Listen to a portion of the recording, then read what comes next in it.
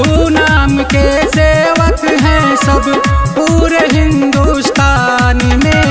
लहर लहर लहराए भगवा पूरे हिंदुस्तान में। मेरे प्रभु नाम के सेवक हैं सब पूरे हिंदुस्तान में। लहर लहर लहराए भगवा पूरे हिंदुस्तान में।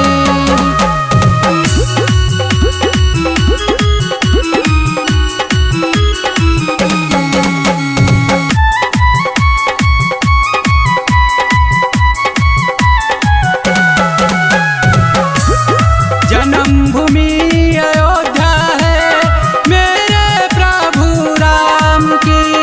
हिंदू मुस्लिम भाई बोलो जय जय श्री राम की।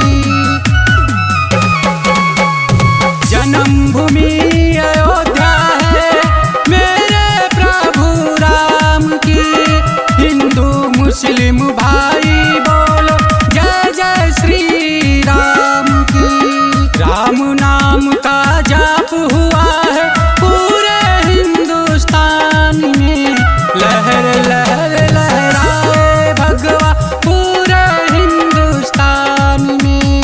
लहर लहर लहराए भगवा पूरे हिंदुस्तान में।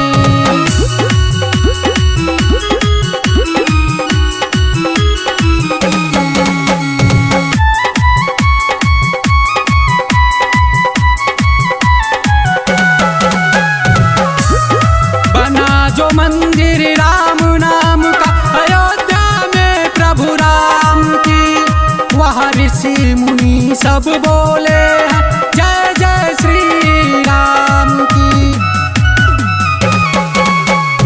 बना जो मंदिर राम नाम का अयोध्या में प्रभु राम की। वहाँ ऋषि मुनि सब बोले हैं जय